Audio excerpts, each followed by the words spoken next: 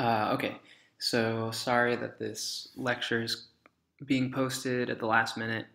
There's really a lot of material to cover, and I wanted to get it all in there and try to make it as easy to understand as possible. So let's get started. So far we've done a lot of talking about pharmacokinetics, which, as you know, are the factors that influence how a drug gets to its site of action. And we know that these pharmacokinetics can have a profound effect on the drug's ultimate effect on behavior and perception. Well, pharmacodynamics are the factors that influence how the drug interacts with its target tissue once it gets there. And this also has profound effects on the drug's effect. So before we start talking about how drugs work in the brain, how they mediate their behavioral effects, we need to understand the pre-existing systems that they work upon. So the brain is basically this energy transformation and processing organ. So it takes in energy from the outside world in the form of light or sound or physical force, and it turns that energy into brain energy. It turns it into a signal that the brain and the body can communicate internally with.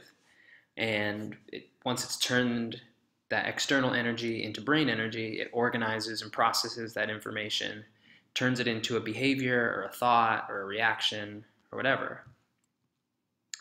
So here's a very simple example of how the brain processes energy. So this guy stubbed his toe.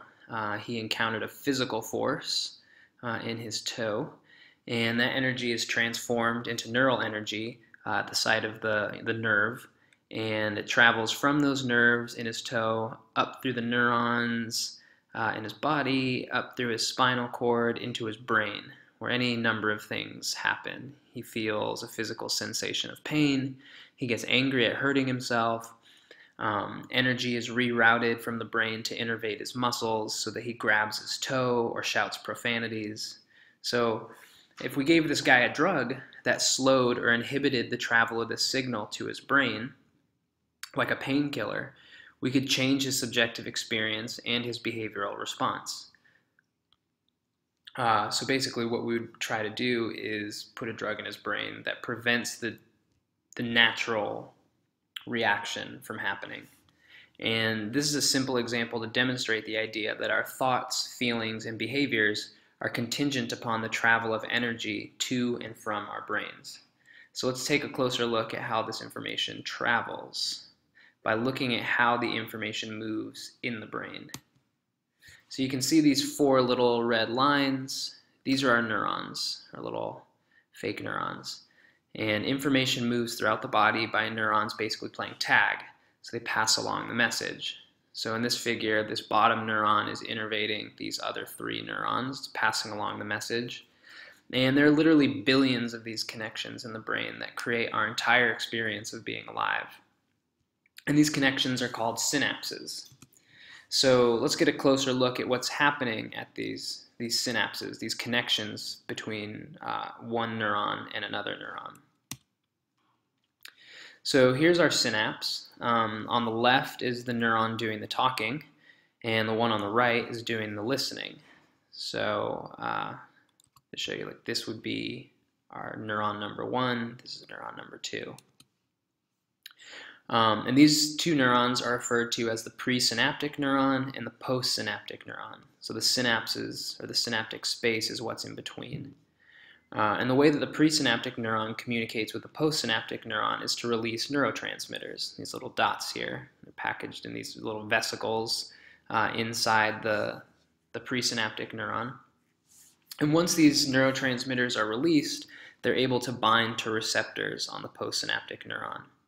And another word for these guys floating around here is ligand. So a ligand is basically any chemical or molecule that interacts with a receptor. So these would be considered endogenous ligands, and kind of know that word endogenous means naturally occurring. So through the ligand interacting with the receptors, yes and no signals are sent. And if enough yes signals are captured by the receptors, the postsynaptic neuron is going to fire. So there's always these yes signals, those are glutamate basically, and there are no signals, which are GABA, and there are receptors for glutamate and receptors for GABA, and the neurotransmitters are constantly being released and kind of playing this tug of war for whether or not the signal is going to be sent on, whether that postsynaptic neuron is going to fire. But before we talk about how these neurotransmitters interact with the receptors, let's look at the neurotransmitters themselves. So there are three primary things to understand. Where do the neurotransmitters come from? How are they released? And what do they do when they're released? And really this can also be referred to as synthesis. So how are they made? Release, how are they released? And then binding and metabolism. So where do they bind and how are they broken down? And you should really be able to master these concepts of synthesis, release, binding, and metabolism. These are crucial concepts for understanding pharmacodynamics. So let's talk about synthesis first. So to understand where neurotransmitters come from, you have to understand that there's more to the neuron than this synapse. Namely, there are 4 areas of the neuron that you should know. So kind of working our way backwards from the synapse, there's the axon terminal. So the axon terminal is what's in this picture. It's the presynaptic terminal, this little button at the end. And this is the axon, so this long tube, basically, that travels along the length of the neuron. It's like the cable that quickly sends the yes signal to the terminal to release its neurotransmitters. So the yes signal is sent down this axon, and it basically causes these terminals to release their neurotransmitters. Moving back, there's the soma, or the cell body. It's this big body part. And it contains the organelles that are responsible for keeping the neuron alive and for making all the necessary stuff to make the neurotransmitters. So this is where neurotransmitters are synthesized in the soma. And all these branches here, these are called dendrites. And dendrites are really the second half of the synapse. So this would be your axon terminal, and these are the dendrites of the postsynaptic neuron. So when we talk about synthesis, we're really talking about the cell body, or the soma. The soma is where the enzymes are generated that turn a regular old amino acid like tyrosine into a monoamine neurotransmitter, into dopamine. The axon terminals and the dendrites are sort of where the synaptic, or how the synaptic connections are made. So here are the key things to know about synthesis: that the stuff necessary to make neurotransmitters comes from the soma of the neuron. Please remember your precursors, so tyrosine, tryptophan, acetyl-CoA, and choline. And remember the rate-limiting enzymes. This is crucial. So TH being tryptophan hydroxylase, TH being tyrosine hydroxylase, TPH being tryptophan hydroxylase. And know that glutamate doesn't require one of these enzymes, because glutamate and GABA are just basically amino acids, and those amino acids are omnipresent throughout the body. So now moving on, these neuromodulators, these neurotransmitters generally come from neurons in specific spaces. So they come from specific neurons that are localized in specific areas of the brain. And the neurons that make the neuromodulators are specifically identified by the presence of the rate-limiting enzyme. So tyrosine hydroxylase, tryptophan hydroxylase. So here we're going to look at some images of these specific neurons. So in this example, researchers were identifying neurons that contain tryptophan hydroxylase. So remember, tryptophan hydroxylase is the enzyme that turns tryptophan into serotonin. Now, understand why tryptophan hydroxylase is important for identifying these serotonergic neurons. Amino acids are the building blocks of proteins, so they're basically everywhere. Like every neuron has tryptophan, every neuron has tyrosine, because they're like these essential building blocks. But the unique presence of tryptophan hydroxylase, that enzyme, is what allows certain neurons to turn that tryptophan into serotonin. and only those neurons make serotonin, whereas other ones don't. So figure A here shows neurons that express the enzyme TPH2, and there are all these black little dots here. And figure B shows neurons that have the protein that packages glutamate into vesicles. So this is VGlut3. And the fact that some neurons express both proteins, both the V-glut and the tryptophan hydroxylase, is important. So again, glutamate is present in almost every neuron because it's an amino acid, and it doesn't need an extra enzyme to turn it into what it is. It just is glutamate. And the same thing for GABA. So you can find glutamate and GABA in neurons that release serotonin or release dopamine, but you'll never find neurons that release both dopamine and serotonin. And why is that? Because only dopamine releasing neurons have the right rate limiting enzyme. Only serotonin releasing neurons have the right rate limiting enzyme. So serotonin, or when we look for these nuclei where neurotransmitters are made, serotonin is made by neurons in the raphe nucleus, dopamine is made by neurons in the striatum, and norepinephrine is made by neurons in the locus coeruleus. And I want you to know these three facts, and I also want you to know that GABA and glutamate are made in all of these neurons.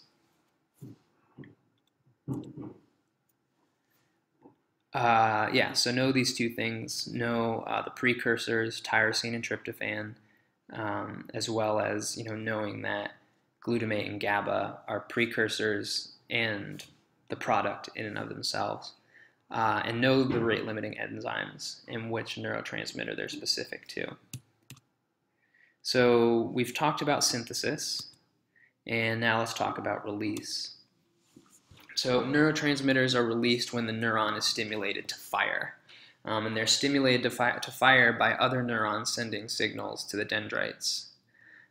So this neuron here is going to fire. Neurotransmitters are going to be released from these axon terminals.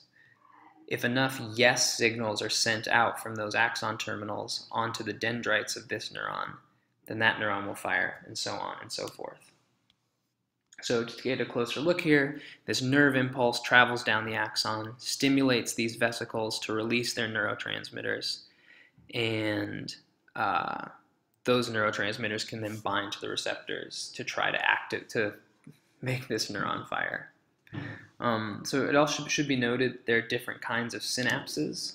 So you're not only seeing synapses like this one between an axon terminal and a dendrite, but you might actually see synapses of neurons connecting directly to this terminal here, which is another way for neurons to control one another.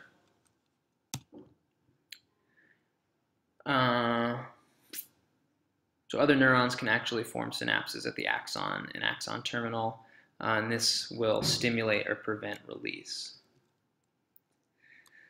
So now we've talked about synthesis and release. Let's move on to binding and metabolism. So in this extracellular space, once the neurotransmitters are released there's a number of things that can happen all at the same time, including binding, reuptake, and degradation. So beginning with binding, there are two basic effects that binding of neurotransmitters to receptors can have.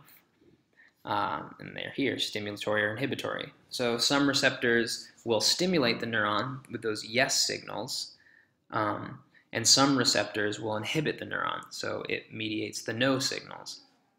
And so what you get is this gain effect, where you have multiple inputs, you have multiple neurotransmitters, and they're all regulating whether or not this postsynaptic neuron is going to fire. And in addition, there are receptors also located on this presynaptic neuron that control the release of its own neurotransmitters. So for example, let's say this neuron releases its neurotransmitter, it's releasing glutamate, which is excitatory, it's a yes signal. And some of those neurotransmitters are actually going to bind to glutamate receptors on the neuron itself and stimulate continued release. So the next other thing that can happen in addition to binding is reuptake. So that's what these little guys are here in the presynaptic neuron. These are transporters. And there are specific transporters that only take up specific neurotransmitters. Okay, sorry, I had to step away for a second, so I'm picking up where I left off. So yeah, there are these transporters inside or on the outside of this presynaptic neuron, and their job is basically to suck up neurotransmitters that are in the extracellular space. And there are specific transporters for each neuromodulator. So there are serotonin transporters that only take up serotonin. There are dopamine transporters that only take up dopamine, and there are norepinephrine transporters that only take up norepinephrine, and for all the other neurotransmitters as well. So these neuromodulators get taken back up into the axon terminal, and they're repackaged in these vesicles so that they can be used again. And this serves a couple of purposes. One is to, it's efficient to reuse these neurotransmitters. Two, you are basically able to clear out extra neurotransmitters in the extracellular space so that you fine-tune the duration of the effect.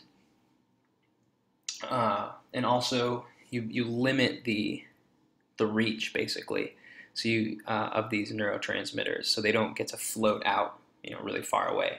So you achieve spatial as well as temporal specificity. And the third thing that can happen in the extracellular space is degradation. So you remember enzymes, we talked about them a lot in the periphery when we were talking about pharmacokinetics. Well, there are enzymes in this extracellular space, that degrade the neurotransmitters there, so that, again, so they don't keep floating around, so they don't spread far out. So you get a limited effect in time and in space. So drugs can affect neurotransmission in many ways, but we'll start with how they affect neurotransmission at the level of binding. So remember the link that I repeatedly drew between the chemical structure of certain drugs, of how certain drugs have similar structural motifs. So here we're looking at LSD or acid and how it shares the same basic tyrosine backbone as serotonin. And these chemical similarities, these structural similarities, allow the drug to have some similar functions to the endogenous neurotransmitter. And one of those similar functions is that it fits into some of the same receptors that serotonin fits into. So the similar chemical structure allows it to do some similar structural things, one of which is to fit into serotonergic receptors. So drugs that bind directly to receptors are called competitive ligands. And that is, they compete for the same binding sites as the endogenous receptor.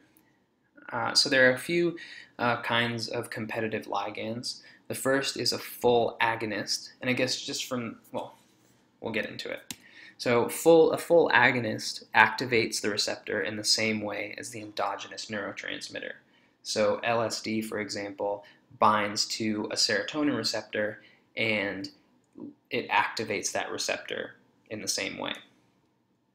On the other hand, a partial agonist will bind to that receptor. It'll activate it in the same way as the endogenous neurotransmitter, but just not as much. So that's why it's a partial agonist. An antagonist binds to the receptor but has no effect. So because it has no effect, there's no receptor activity, but and since it's competing for that binding site, it actually blocks the endogenous activity. And finally, there are inverse agonists. And these inverse agonists also activate the receptor, but in the opposite manner of the endogenous neurotransmitter.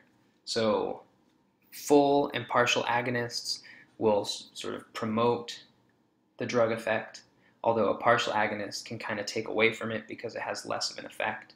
The antagonist blocks the effect, and the inverse agonist is actually, it blocks it and then reverses it.